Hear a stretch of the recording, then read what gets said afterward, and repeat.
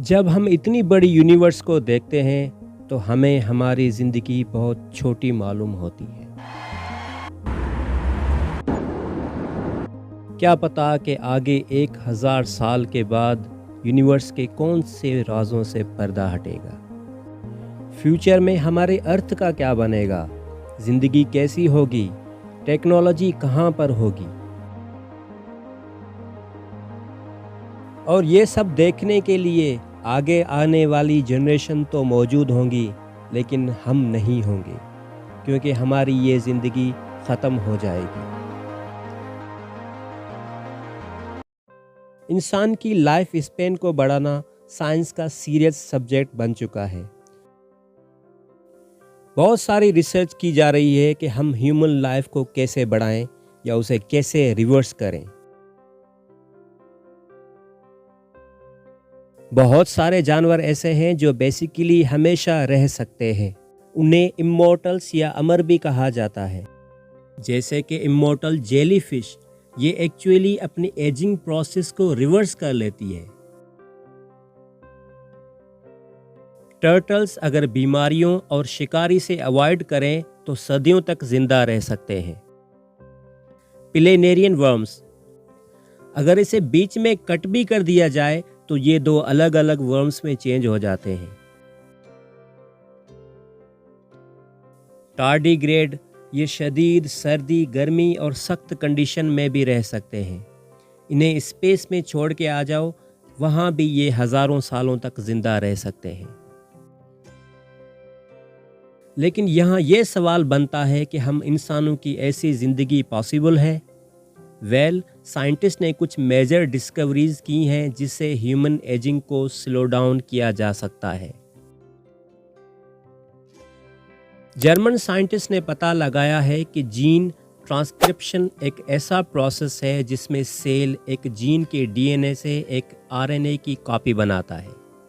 ये कॉपी बहुत इम्पॉर्टेंट होती है। इस कॉपी में होती है वो जेनेटिक इंफॉर्मेशन जिससे न्यू प्रोटीन्स बनते हैं, और वही प्रोटीन्स ये तय करते हैं कि सेल के फंक्शंस और सेल की हेल्थ कैसी होगी। क्योंकि जीन सेल को पर्पस देते हैं तो ट्रांसक्रिप्शन के अमल में कोई गलती नहीं होनी चाहिए। लेकिन हैरत की बात यह है कि जैसे जैसे हमारी एज बढ़ती जाती है, ट्रांसक्रिप्शन का ये अमल तेज़ हो जाता है। फास्ट ट्रांसक्रिप्शन की वजह से इस प्रोसेस में मिस्टेक्स होने लगती हैं और आरएनए की बैड कॉपियां बनना शुरू हो जाती हैं, जो कि बहुत सारी बीमारियों की वजह बनती हैं। अगर हम इस प्रोसेस को स्लो डाउन करने में कामयाब हो गए तो हम बैड कॉपीज़ के नंबर को कम कर सकते हैं।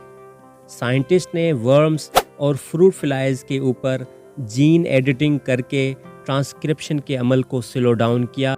ये एक्सपेरिमेंट कामयाब गया। वर्म्स और फ्रूट फ्लाइज की लाइफ स्पेन में 30% से भी ज़्यादा इजाफा देखा गया। ह्यूमंस पे ये कितना असर करेगा, ये तो आने वाले वक्त में पता चलेगा। साइंटिस्ट का कहना है कि हम टी सेल को रीप्रोग्राम करके एजिंग को स्लो डाउन या रिवर्स कर सकते हैं। टी सेल एक तरह के वाइट ब्लड सेल्स होते हैं जिन्हें लिम्फोसाइट कहा जाता है। ये हमारे इम्यून सिस्टम का इम्पोर्टेंट पार्ट होते हैं, जो कि हमारे बॉडी में हार्मफुल बैक्टीरिया और वायरस से लड़ते हैं। ये टी सेल हमारे बॉडी के बोन मेरो में बनते हैं। वहाँ से वो थाइमस ग्लैंड की तरफ मूव करते हैं। मैच्योर होने के बाद वो ऑर्गन्स और टिश्यूज़ में ट्रेवल करते हैं और ब्लड स्ट्रीम में सर्कुलेट करते रहते हैं। कुछ सालों से साइंटिस्ट ये कोशिश कर रहे हैं कि कोई ऐसा तरीका ढूंढा जाए जिससे ये टी सेल कैंसर के सेल्स के साथ फाइट कर सकें। और यहाँ से chimeric antigen receptor CAR T cell therapy का आगाज़ हुआ। ये एक तरह की इम्यूनोथेरापी होती है। इसमें एक पर्सन से टी सेल्स को लिया जाता है और उसे लैब में रीप्रोग्राम किया जाता है। फिर वापस उसी पर्सन में इन्फ्यूज़ किया जाता है ताकि वो पर्टिकुलर टाइप के कैंसर के साथ फाइट कर सके। साइंटिस्ट ये रिसर्च कर रहे हैं कि कार टी सेल थेरापी से हम सेनेसिड सेल्स को रिमूव कर सकें। ये एक ऐसे सेल्स होते हैं जो हमारी बॉडी में दूसरे सेल्स को प्रॉपरली काम करने से रोकते हैं और नतीजे में हमारी बॉडी एजिड होना शुरू हो जाती है। अगर किसी तरह हम इन सीनेसेंट सेल को एलिमिनेट करने में कामयाब हो जाते हैं तो हम एजिंग प्रोसेस को स्लो डाउन करके ह्यूमन की लाइफ को बढ़ा सकते हैं। टार्डीग्रेड में पाए जाने वाले प्रोटीन्स ह्यूमन की एजिंग प्रोसेस को बढ़ाने के लिए अहम साबित हो सकते हैं। साइंटिस्ट ने लैब में इन प्रोटीन्स को ह्यूमन सेल्स में इंट्रोड्यूस कराया तो बहुत अजीब रिजल्ट सामने आए। ह्यूमन सेल्स में मेटाबॉलिज्म स्लो हो गई और बायोस्टैटिस में बहुत फ़र्क नज़र आया। बायोस्टैटिस एक ऐसा स्टेट होता है जिसमें ऑर्गेनिज्म इन्वायरमेंट की अनफेवरेबल कंडीशंस को टॉलरेट करता है।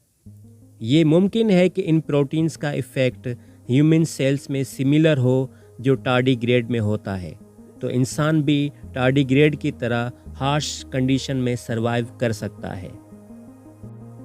आने वाला वक्त ही बताएगा कि ये डिस्कवरीज इंसानी ज़िंदगी को कितना लंबा कर सकती हैं।